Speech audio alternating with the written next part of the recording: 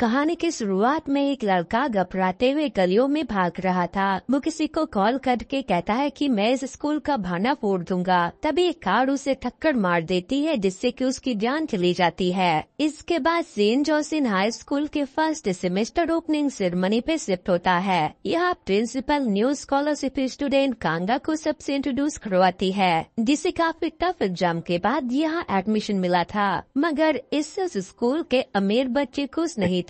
उनका कहना था कि स्कूल के मालिक का बेटा रियान इसे नहीं छोड़ने वाला। तभी रियान की एंट्री होती है। लेट आने के बाद भी कोई उसे कुछ नहीं बोलता। सेरेमनी खत्म होने के बाद सबसे पहले वहाँ से रियान उठकर जाता है। इसके बाद ही सभी स्टूडेंट्स को जाने दिया जाता है। इसके बाद कांगा जब इंग्लिश क्लास में जाता है तो वहाँ 2-4 चेयर्स से थी। दरअसल ये स्पेशल ए क्लास थी। यहाँ बेहद अमीर बच्चों को स्पेशल क्लास दिया जाता था, इसलिए कांगा को स्टैंडर्ड ए क्लास में जाना पड़ता है। पर वहाँ भी कोई उसे अपनी बगल वाली सीट पे बैठने नहीं देना चाह रहे थे। आखिर में कांगा को सबसे पीछे वाली सीट पे बैठना पड़ता है, जो कि थोड़ा टूटा हुआ था। दूसरी ओर हम रियान को उसके 2 दोस्त वोजिन और हीरा के साथ देखते हैं। अकेले में हीरा रियान के दिखाकर कहती है कि जे तुम्हें भाव नहीं दे रही तो क्या मैं उसकी जगह ले सकती हूँ, पर रियान उसे खुद से दूर करते हुए मना कर देता है। रात में हीरा जे को पिक करने एयरपोर्ट जाती है। उनके बातों से हमें पता चलता है कि जे 3 महीने तक यूएस में रहकर आ रही है और उसने इतने दिनों तक अपने सारे फ्रेंड्स के साथ साथ रियान को भी इग्नोर किया है। अगले दिन जे के घर पे छोटी सी गेट टुगेदर होती है। यहाँ हमें पता चलता है कि जे के डैड ने 2 शादियाँ की है, इस वजह से ह्यूग जे का स्टेप ब्रदर है। वहीं अकेले में जे के डैड उसके ड्रेसिंग सेंस पे सवाल करते हैं। वो उसे अपनी मॉम की तरह क्लासी वे में ड्रेसिंग करके आने को कहते हैं। जे कहती है कि वो मेरे स्टेप मॉम है, जिससे उसके डैड भड़क जाते हैं और कहते हैं कि भूलो मत, उसने ही तुम्हें पाल पोस कर बड़ा किया है। फिर वो जे की लिपस्टिक पोंछते हुए कहते हैं इसे भी बदल लेना, ये रेड लिपस्टिक मुझे तुम्हारी बायोलॉजिकल मॉम की याद दिलाती है। जे के डैड के वहाँ से जाने के बाद गुस्से में वो अपना टॉप उतार कर फेंक देती है। फिर उसे थोड़ी देर पे कांगा कैंडी खाता हुआ दिखता है। कांगा बताता है कि मैं यहाँ पियानो बजाने आया हूँ। जे उसके बातों पे ध्यान दिए बिना कहती है कि अपनी शर्ट मुझे दे दो। इससे कांगा घबरा जाता है कि फिर मैं क्या पहनूंगा, मगर उसे लगता है कि जे को इसकी ज्यादा जरूरत है, इसलिए वो अपनी शर्ट उतार कर उसे दे देता है। जे उसे पहनकर रेस ट्रैक पे जाती है, जहाँ उसके दोस्त पहले से उसका इंतजार कर रहे थे। यहाँ जे रियान को रेस के लिए चैलेंज करती है। जीतने वाले की एक विश पूरी की जाएगी, इसलिए दोनों पागलों की तरह रेस करते हैं। मगर इसमें जे जीत जाती है और फिर अपनी विश बताती है कि मैं तुमसे ब्रेकअप करना चाहती हूँ। इससे रियान हैरान हो जाता है कि आखिर जे को हो क्या गया है। पहले वो बिना बताए 3 महीने के लिए यूएस चली गई और अब ब्रेकअप की बात कर रही है, पर जे उसे कोई एक्सप्लेनेशन नहीं देती। वो वहाँ से चली जाती है और रियान को उसके साथ में बिताए हुए अच्छे पल याद आने लगते हैं। अगले दिन रियान हाथों में बैंडेज लगाकर स्कूल पहुँचता है। क्लास में कांगा जे को देखकर हाई करता है, पर वो कोई रिस्पॉन्स नहीं देती। दूसरी ओर टीचर क्लास मॉनिटर ड्रूऑन से कहती है कि तुम जरा कांगा पे ध्यान देना, पिछली बार जो हादसा हुआ वो दोबारा नहीं होना चाहिए। दूसरी ओर स्कॉलरशिप वाले स्टूडेंट्स कांगा को पकड़ते हैं और समझाते हैं कि अपने औकात में रहो। रियान और उसका ग्रुप इलाइट क्लास है, तुम उन्हें नाराज नहीं कर सकते। हमने देखा तुम ओपनिंग सेरेमनी वाले दिन रियान के जाने से पहले ही जाने के लिए खड़े हो गए थे, फिर तुम किसी भी क्लास में घुस जाते हो और आज तो तुमने जे को हाय बोला। देखो रियान के ग्रुप को मैरून टाई दी गई है और हमें ब्लू, ताकि हम अपनी लिमिट में रहे। उनके पेरेंट ने इस स्कूल के लिए बहुत कुछ किया है, इसलिए हमें उन्हें रिस्पेक्ट देना होगा। मगर कांगा उनके बातों को सीरियसली नहीं लेता। तब जाकर उन्हें कांगा को सच्चाई बतानी पड़ती है कि तुमसे पहले भी एक स्कॉलरशिप स्टूडेंट था जो अपनी मनमानी कर रहा था, लेकिन उसे रियान ने मार डाला, जिससे एक स्कॉलरशिप स्टूडेंट की सीट खाली हो गई। उसी के जगह तुम्हें एडमिशन मिली है, तो ज्यादा उड़ो मत। मगर इतना समझाने के बाद भी कांगा हंसकर वहाँ से चला जाता है। वो सीधा रियान के पास पास जाकर खुद को इंट्रोड्यूस करता है, पर रियान उसे हैंडशेक करना भी जरूरी नहीं समझता। लेकिन रियान के ग्रुप की एक लड़की कांगा से कहती है कि हम दोस्त बन सकते हैं, कल मैं तुम्हारे लिए गाड़ी भेज दूंगी, तुम पार्टी में आ जाना। अगले दिन वेन्यू के बाहर कांगा का फोन वगैरह जमा करवा लिया जाता है। वहाँ और भी लोग थे जो कांगा का मजाक उड़ा रहे थे कि अरे ये तो सच में पार्टी में चला आया, वो भी स्कूल यूनिफॉर्म पहनकर। यहाँ हीरा कांगा को एक ड्रिंक पिलाती है जिसमें उसने कुछ मिक्स किया था, जिससे कांगा अपने होश खोने लगता है। उधर जेई के फोन पे एक ब्लैकमेलिंग वाला मैसेज आता है जिससे वो डर जाती है। तभी रियान मैसेज करके उसे अपने पास बुलाता है। रियान ने एक रूम अच्छे से डेकोरेट कर रखा था। वह वो जेई से अपनी गलती के लिए माफी मांगता है, पर उसे खुद पता नहीं था कि उसकी गलती आखिर है क्या।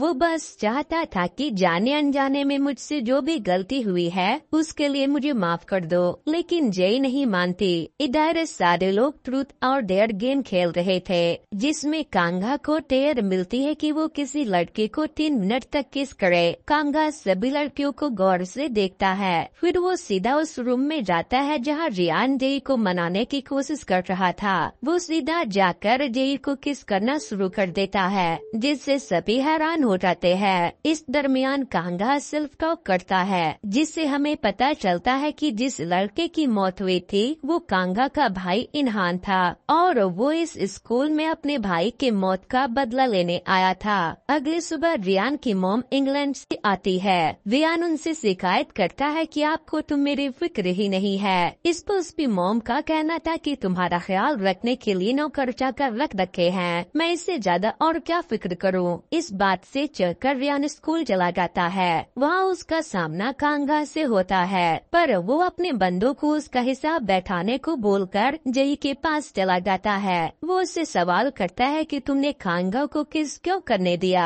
इस पे जेई कहती है कि अब हम दोनों का ब्रेकअप हो चुका है, तो मैं किसके साथ क्या कर रही हूँ वो मैं तुम्हें बताना जरूरी नहीं समझती। रियान के कहने पे उसका योनसुक नाम का एक दोस्त क्लासरूम में स्कॉलरशिप स्टूडेंट के हेड चैन को कांगा को बॉयकॉट करने को कहता है। चैन कांगा को समझाता है कि मैंने पहले भी तुम्हें समझाया था कि इन लोगों से मत उलझना। बातों ही बातों में कांगा और चैन झगड़ पड़ते हैं। तभी वहाँ टीचर आ जाती है जिसकी वजह से लड़ाई रुक जाती है। क्लास के बाद कांगा जेई से कल रात बिना उसकी इजाजत के किस करने के लिए माफी मांगता है। जेई कहती है कि उस दिन तुमने अपनी शर्ट देकर मदद की थी, इसलिए एक एडवाइस दे रही हूँ, जितनी जल्दी हो सके ये स्कूल छोड़ दो। ये इकलौता तरीका है रियान से बचने का। रात में रियान अपनी और जेई की क्यूट वीडियो देखकर उसे मिस कर रहा था। तभी वहाँ हीरा आती है। वो कहती है कि जेई को रोने धोने वाले लड़के बिल्कुल पसंद नहीं है। मेरे ख्याल से तुम्हें किसी और लड़की को डेट करके उसे जेलस फील करवाना चाहिए, पर रियान को ये आइडिया पसंद नहीं आता। दूसरी ओर वो जिन जेई से मिलने एक बार में जाता है। यहाँ वो अपना सीक्रेट एक दूसरे से शेयर करने वाले थे। वो जिनका सीक्रेट ये था कि वो अपनी क्लास टीचर को डेट कर रहा था, वही जेई को कोई ब्लैकमेल कर रहा था। इससे पहले ये दोनों आपस में ज्यादा बात करते, ब्लैकमेलर फिर से मैसेज में जेई को ब्लैकमेल करने लगता है, जिससे घबराकर वो वहाँ से चली जाती है। अगले दिन लॉकर रूम में कांगा रियान और उसके दोस्तों को नशीली गोलियां छुपाते हुए देखता है, जिससे उसे अपने भाई इनहान की बात याद आ जाती है कि स्कूल में नशीली गोलियों का इस्तेमाल होता है। इधर मॉनिटर ड्रूऑन प्रिंसिपल के ऑफिस में जाता है। दरअसल प्रिंसिपल ड्रूऑन की मॉम थी। वो उसे रियान और उसके दोस्तों से दोस्ती करने को कहती है क्योंकि वो लोग पावरफुल लोग हैं। आगे चलकर वो ड्रूऑन की मदद कर सकते हैं। तब ड्रूऑन पूछता है कि मॉम आपने इनहान की मौत को कैसे हैंडल किया कि न्यूज़पेपर में एक आर्टिकल तक नहीं छपे, पर वो उसकी बातों का कोई जवाब नहीं देती। उधर कांगा अपनी क्लास टीचर को बताता है कि रियान के लॉकर में नशीली गोलियां है, आपको उसे चेक करना चाहिए। लेकिन रियान का लॉकर चेक करने से टीचर डर रही थी। तब कांगा उन्हें मीडिया में जाने की धमकी देता है, इसलिए टीचर रियान का लॉकर खोल देती है। फिर वो कांगा को डांटती है क्योंकि कांगा जिसे नशीली गोलियां समझ रहा था वो तो एंजाइटी में ली जाने वाली दवाइयाँ थी। दूसरी ओर जय हीरा को बताती है कि वो दिन के बर्थडे वाले दिन किसी ने मेरी एक वीडियो बनाई थी और वो अब इंस्टाग्राम पे मुझे ब्लैकमेल कर रहा है, पता लगवाओ कि वो इंस्टाग्राम आईडी कौन रूट करता है। अगले दिन स्टूडेंट्स को एक ट्रिप पे ले जाया जाता है। यहाँ कांगा वो इंजा के पिल्स को मेडिकल में चेक करवाने के लिए साइकिल से जा रहा था। जेई की सिगरेट खत्म हो गई थी, इसलिए वो बैक सीट पे बैठ जाती है। दूर से ये चीज रियान देखकर जलने लगता है और हीरा उसके जले पे नमक छिड़कने का काम करती है। नेक्स्ट सीन में कांगा और जे शॉप पे थे, मगर बारिश की वजह से शॉप बंद थी, इसलिए देखते हुए ये वापस आने लगते हैं। जे उसे अपने रूम में चलकर ड्रायर से कपड़े सुखाने को कहती है। वहीं दूसरी ओर चैन और उसके लड़के कांगा के रूम के बाहर उसे मजा चखाने के लिए उसके आने का इंतजार कर रहे थे।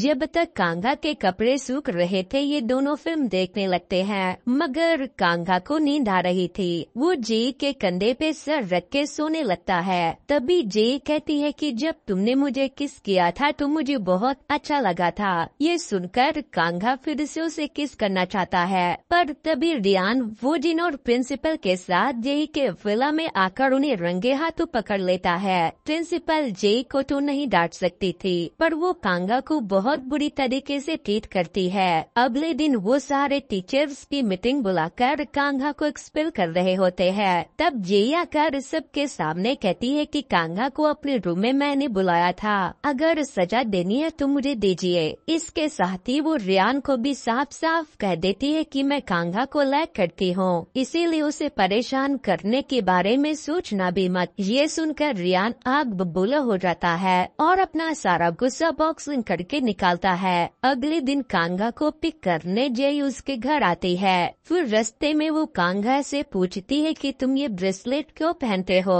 दरअसल इनहान भी सेम ब्रेसलेट पहनता था, इसलिए जय को कांगा पे शक हो रहा था कि ये दोनों आपस में कनेक्टेड है, मगर कांगा उसे बताता है कि ये मेरे म्यूजिक बैंड का ब्रेसलेट है। इसके बाद स्कूल के अंदर ये दोनों हाथ पकड़कर इंटर करते हैं, जिससे सभी स्टूडेंट इनकी फोटो क्लिक करके सोशल मीडिया पे वायरल कर देते हैं। इस पे हीरा अपने दोस्तों को कहती है कि क्या हुआ अगर जे कांगा के साथ है, हो सकता है रियान को भी जे से अच्छी कोई मिल गई हो। तब किम नाम का लड़का हीरा को एक चॉकलेट बॉक्स देता है। दरअसल वोजिन के बर्थडे पार्टी में हीरा किम के साथ सोई थी, उसके बाद से ही वो हीरा का दीवाना हो गया था, मगर अब हीरा उसे भाव नहीं दे रही थी। वहीं मैथ के बाद रियान हीरा को सबके सामने किस करके प्रूव कर देता है कि वो भी मूव ऑन कर चुका है और अब वो हीरा को डेट कर रहा है, पर इससे किम को अच्छा नहीं लगता। वो हीरा को बात करने के लिए अकेले में ले जाता है और कहता है कि अगर मैं तुम्हें पसंद नहीं था तो तुम मेरे साथ सोई क्यों। इस पे हीरा कहती है मुझे तुम क्यूट लगे थे, पर मुझे तुम्हारे साथ मजा नहीं आया। इसी रात जे को उसके डैड बुलाकर कहते हैं कि पेरेंट्स नाइट पे गोमस्यूंग ग्रुप के चेयरमैन भी आने वाले हैं। उनका छोटा बेटा डॉसन स्कूल में ही पढ़ता है और बड़ा बेटा पार्क न्यूयॉर्क में पढ़ता है। जब तुम पैदा भी नहीं हुई थी तब से मैंने तुम्हारे शादी उससे करने की सोच रखी है, इसलिए कुछ भी ऐसा मत करना जिससे बात बिगड़ जाए। इसलिए अगले दिन जेई कांगा को साफ साफ कह देती है कि मैं तुमसे प्यार व्यार नहीं करती, मैं बस ये नाटक कर रही हूँ ताकि रियान तुम्हें नुकसान पहुँचाने के बारे में न सोचे। फिर रात में वो हीरा से मिलती है। हीरा तो रियान को डेट करने का नाटक करके काफी खुश थी, मगर वो जेई के सामने दिखावा करती है कि मुझे ये सब बिल्कुल अच्छा नहीं लग रहा। वो तो तुमसे ब्रेकअप के बाद रियान काफी अपसेट था, इसलिए जब उसने मुझे किस किया तो मैं उसे रोक नहीं पाई। तब जे उसे समझाती है कि तुम्हारा रियान के साथ कोई फ्यूचर नहीं है, इसलिए तुम उससे अलग हो जाओ। नेक्स्ट सीन में स्कूल में पेरेंट्स नाइट अरेंज की जाती है। यह कांगा अपने म्यूजिक बैंड के साथ आता है। जब वो जे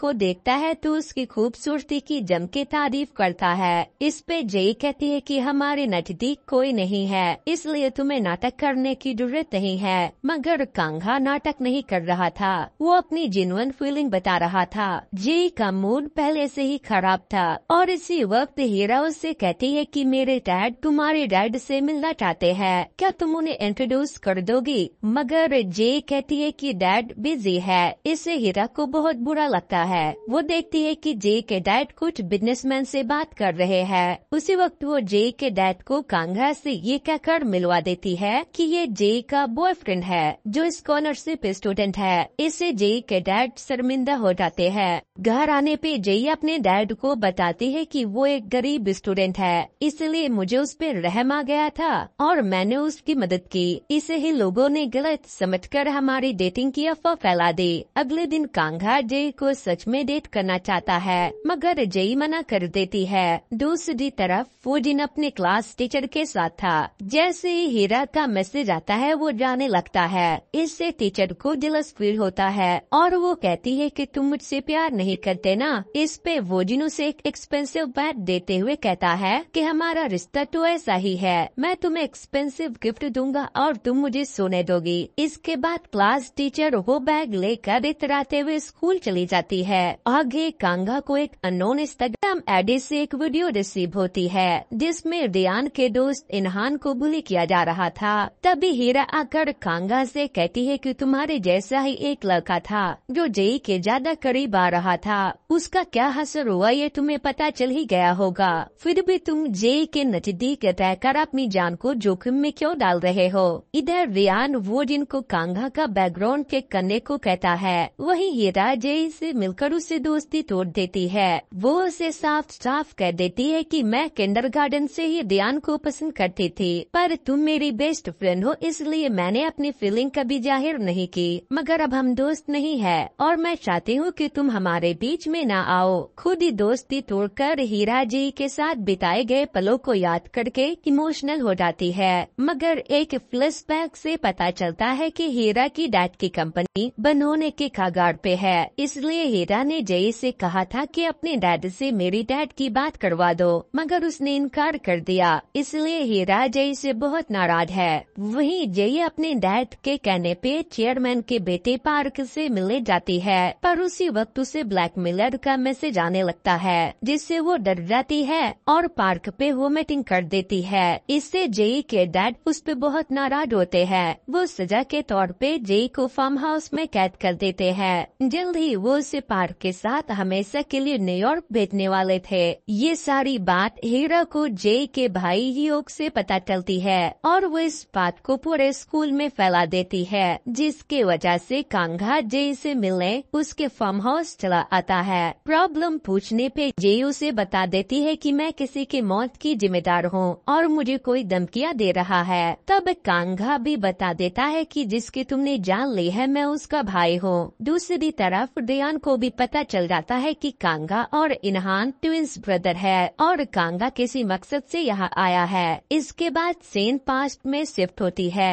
एक दिन जियान अपने दोस्तों के साथ फुटबॉल खेल रहा था, वहीं से इनहान क्रॉस कर रहा था। जब उसके पास फुटबॉल आई तो उसने किक कर दिया जो सीधे रियान को जाकर लगी। रियान ने कुछ नहीं कहा पर उसके चमचे इनहान के पीछे पड़ गए। उन्होंने इनहान की पिटाई शुरू कर दी। खुद को बचाने के लिए वो भागकर लाइब्रेरी में छिप गया। वहीं जय किसी बात से रो रही थी। तब इनहान उसे कैंडी देकर उसे बातें करता है जिससे जय का मूड ठीक हो जाता है। इस तरह से इन दोनों के बीच में दोस्ती हो जाती है जो रियान और उसके दोस्त को बिल्कुल पसंद नहीं आती। प्रेजेंट में कांगा सारी सच्चाई जानना चाहता है पर तभी वहाँ रियान आकर उसकी पिटाई करना शुरू कर देता है। जय उन दोनों को फाइट रोकने को कहती है पर दोनों सुनने को तैयार नहीं थे, इसलिए वो जोर से चीखती है। तब रियान उसे हक करके कहता है कि मुझे माफ कर दो, मुझे तुम्हें अकेला नहीं छोड़ना चाहिए था। अगले दिन स्कूल में हल्ला हो जाता है कि कांगा और इनहान ट्विंस ब्रदर थे।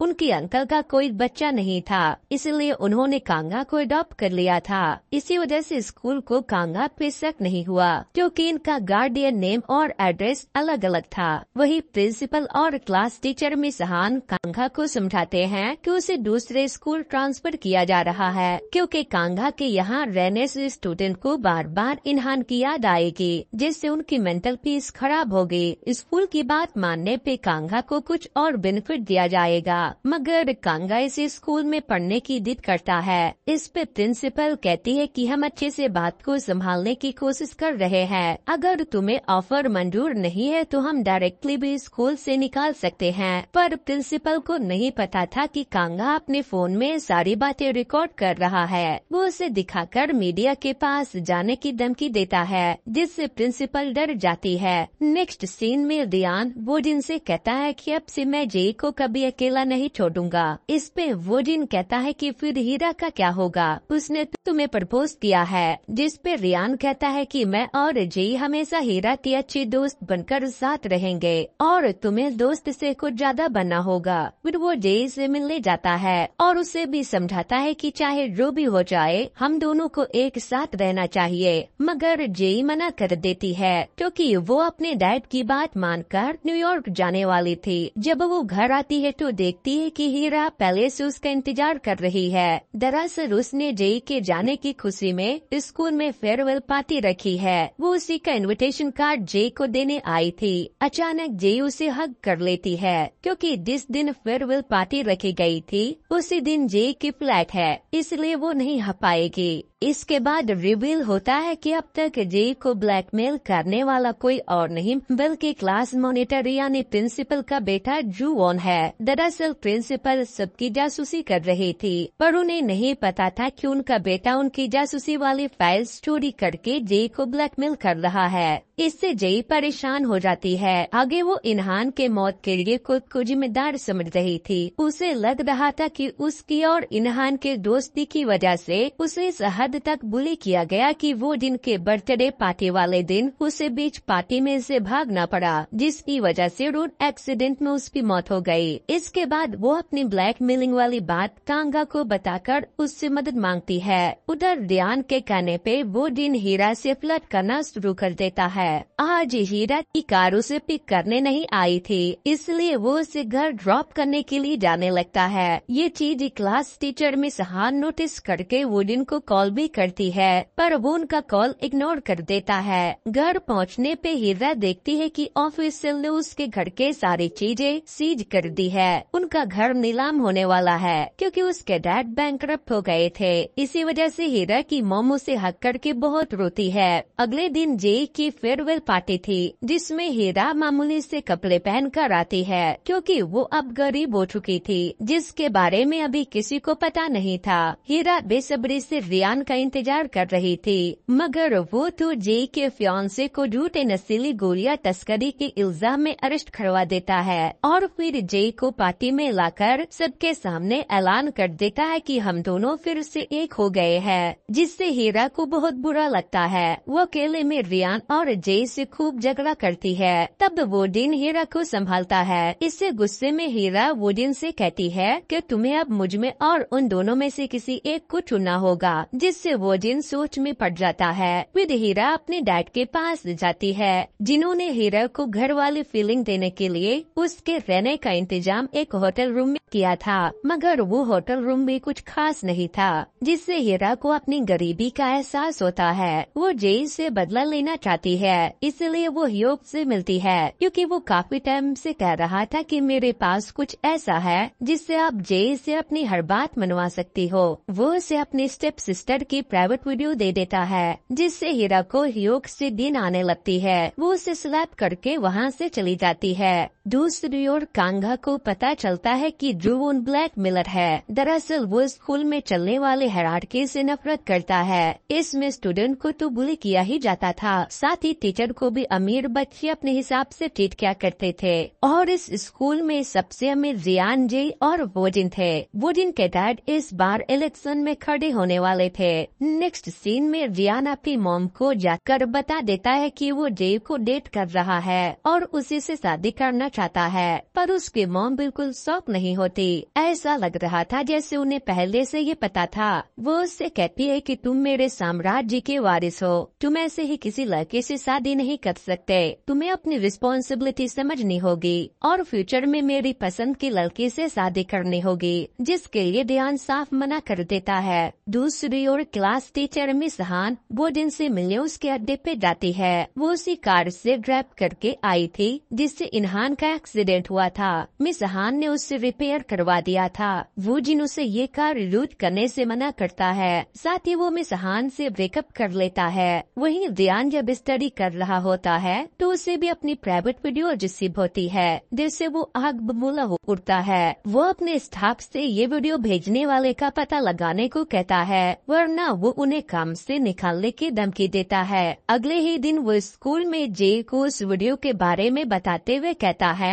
कि जिसने भी ये गिरी हुई हरकत की है मैं उससे नहीं छोड़ने वाला, तुम बस मेरा साथ देना, मैं तुम्हें प्रोटेक्ट करूंगा। वही कांगा प्रिंसिपल को आखिरी वार्निंग देता है कि स्कूल में होने वाले भेदभाव को मिटा दिया जाए, वरना मैं अपने हिसाब से चीजें सही करने की कोशिश करूंगा जो आपको पसंद नहीं आएगा। मगर प्रिंसिपल उसकी बातों को सीरियसली नहीं लेती। ऑफिस से बाहर निकलते ही जुवॉन कांगा को पकड़ लेता है और कहता है, तुम्हें रियान को तबाह करना था, मेरी मॉम को क्यों परेशान कर रहे हो, तुम ये सब जे को बचाने के लिए कर रहे हो ना। इनके आपस की बात पीछे खड़ी जी सुन रही थी, जिससे वो समझ जाती है कि जुवॉन ही ब्लैकमेलर है। अकेले में जे कांगा को बताती है कि तुम लोग को जो करना है कर लो, वैसे भी मैं अपनी फैमिली को इस बारे में बताने वाली हूँ। मुझे पता है मेरे डैड मुझ पे बहुत गुस्सा करेंगे, हो सकता है वो मेरी मॉम के तरह मुझे भी घर से निकाल दे, पर किसी और से उन्हें ये बात पता चले उससे पहले मैं ही उन्हें बता दूंगी। आगे हीरा स्कूल छोड़ने का फॉर्म फिलअप कर रही थी,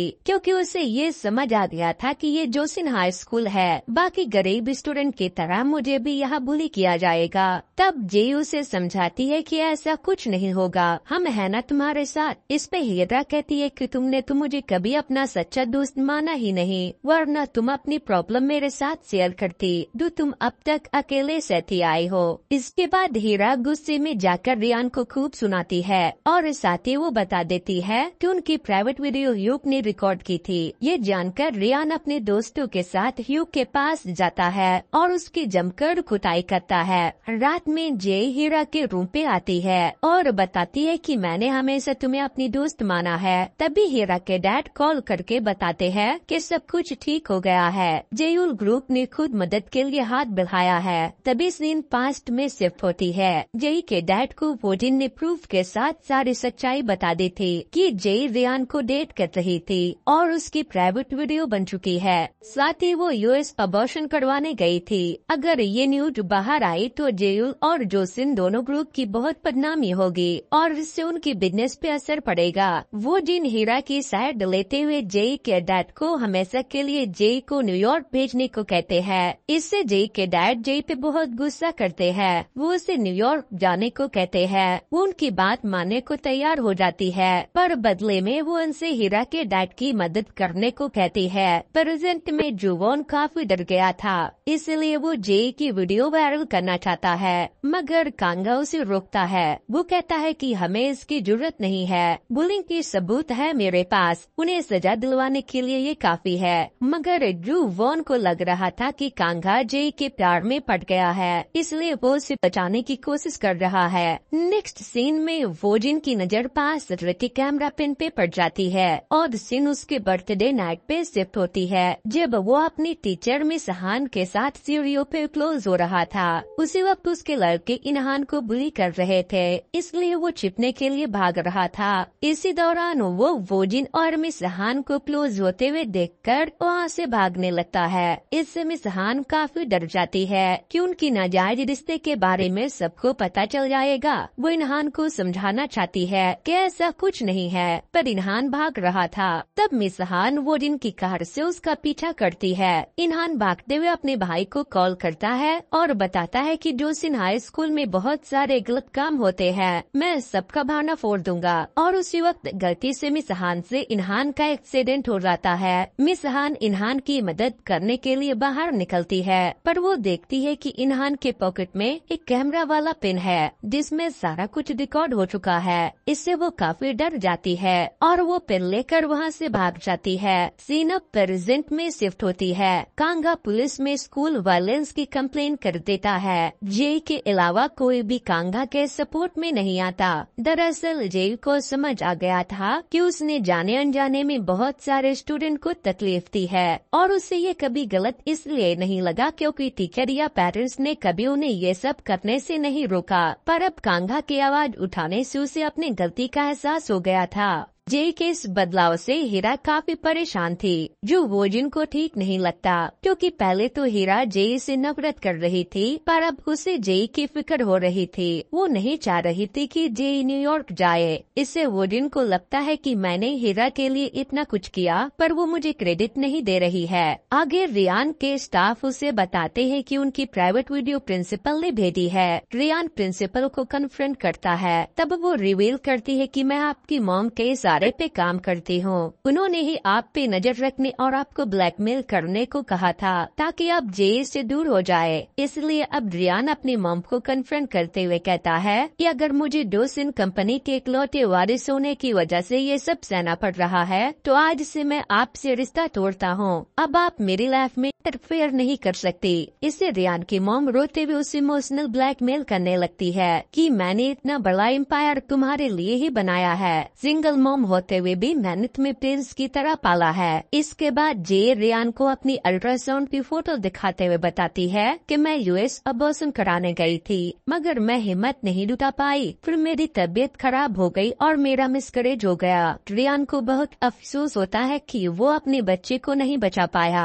और जे को इतना कुछ अकेले सहना पड़ा। वो मुझसे दूर होकर मुझे इन प्रॉब्लम से बचाना चाह रही थी। तब जे उसे संभालती है। फिर वो अगले दिन रियान को लेकर इनहान के मेमोरियल पे जाती है। वहाँ रियान अपनी गलतियों के लिए इनहान से माफी मांगता है। दूसरी ओर वोजिन के पेरेंट्स को वोजिन और मिस हान के नाजायज रिश्ते के बारे में पता चल गया था। वो प्रिंसिपल से कहकर मिस हान को स्कूल से निकलवा देते हैं। फिर वोजिन गिल्ट की वजह से वो पेन जे को दे देता है और जे उसे कांगा को दे देती है। फिर कांगा पुलिस को उस पेन की रिकॉर्डिंग दिखा देता है, जिससे सारे राज बाहर आ जाते हैं। मिस हान को इनहान के कत्ल के इल्जाम में अरेस्ट कर लिया जाता है, क्योंकि अगर वो चाहती तो एम्बुलेंस बुलाकर इनहान को बचाने की कोशिश कर सकती थी, पर उन्होंने ऐसा नहीं किया। साथ ही इनहान के पेन में बुलिंग की भी कई सारी रिकॉर्डिंग थी, जिन्होंने भी इनहान को मारा पीटा था। सब पे कार्रवाई होती है। रियान की मॉम को स्कूल में होने वाले वायलेंस को सही से टैकल न कर पाने की वजह से प्रिंसिपल के काम से निकाल दिया जाता है। जे की प्रेगनेंसी वाली बात भी मीडिया में आ जाती है, जिससे जे के डैड बहुत गुस्सा होते हैं। वो कहते हैं कि तुम अपनी मॉम के ऊपर गई हो,